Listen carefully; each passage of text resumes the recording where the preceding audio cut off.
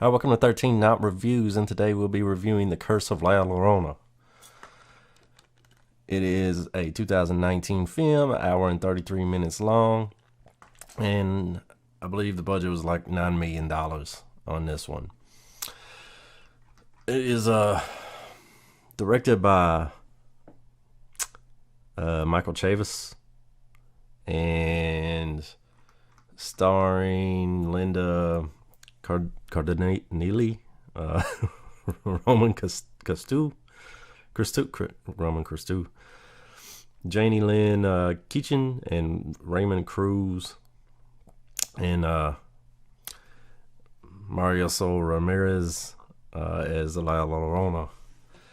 Now, I didn't hear a lot of good things about this film coming into it, and hence why I haven't watched it yet. I borrowed it off somebody because I heard so many bad things that I did not want to spend the money on it to buy it. Synopsis on this film: ignoring the eerie warning of a troubled mother suspected of child endangerment, a social worker and her own small kids are soon drawn into a frightening supernatural realm. Now, this happens to be a true, I guess you would say, Mexican folklore that I've never heard of.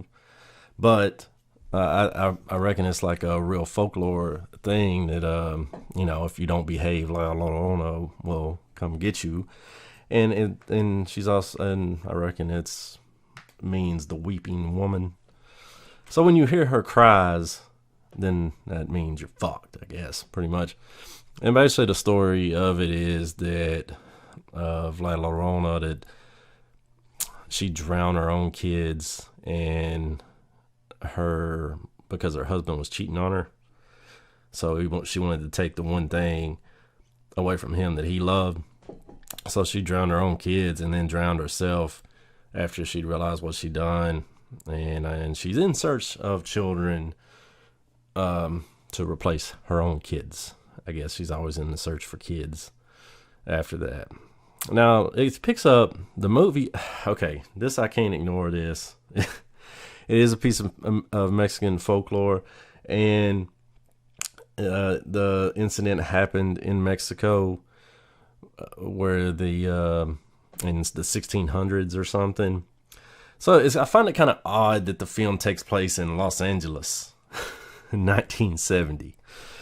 That I don't know why they didn't have the film take place in Mexico, but it happened. It takes place in Los Angeles, which it makes. I mean, I guess La Llorona is not bound to Mexico if she's always on the search for kids. But it was a little I thought it was a little strange that it took place in Los Angeles. So the mother is hiding the kids from La Llorona, and the social workers come in and find the kids locked in the closet and think that the mother is abusing them. So they take the kids, and basically they're fucked after that. So I thought the character, look, I heard so many bad things about this movie that I almost didn't even want to watch it. I liked it. I thought it was pretty cool, man. The trailer sucked. I thought the trailer was terrible when I saw it. I didn't want to watch the movie, but after I watched it, I was like, man, this is kind of cool. This is a cool story. Very cool. A folklore, Mexican folklore about the curse of La Llorona.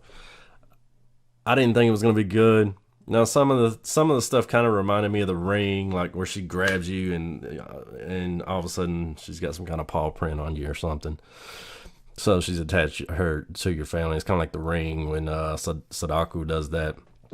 Now, kind of got a Ring look to it too. But I thought the look of her was cool with the white wedding dress and everything. You're not going to get a lot of gore. You're not getting a lot of kills, but it is definitely a cool jump scare film. It took Annabelle Comes Home and just stomped the shit out of it. Like, it killed Annabelle. Annabelle Comes Home was getting way more popularity than this film, and this film is fucking way better. I don't understand why I don't understand it. I don't understand why this film has got a 5.4 out of 10. I would have rated this a lot higher for a jump scare film just because of the story. And I thought the jump scares were better than Annabelle Comes Home. Everybody's just addicted to that goddamn doll, I guess. I don't know. It is loosely based on it is in the Conjuring universe, from the producers of the Conjuring universe, and it is attached to the Conjuring universe, but it's very, very loosely, like so loosely that I wouldn't even consider this in the Conjuring universe. The priest I thought was pretty cool.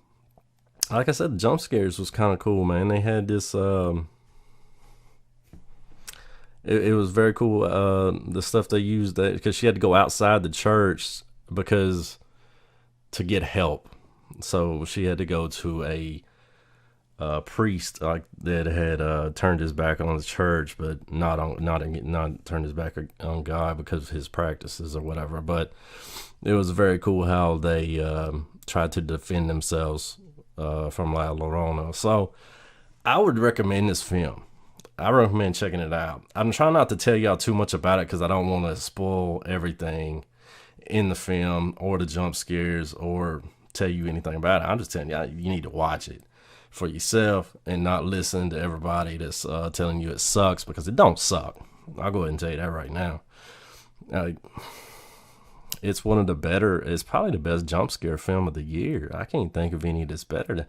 I like this better than Pet Sematary. And because Pet Sematary, I watched it again the other day and it did nothing for me. I mean, it keeps getting worse every time I watch it. And I'm just like, dude, this is getting worse every time I watch it. But this one I was actually impressed with. So I say check it out. And you may not like it. I liked it. It definitely needs a better rating than what it's got on here. So there you go. Well, happy Halloween, y'all. Appreciate y'all hanging with me. Y'all come back and hang again sometime.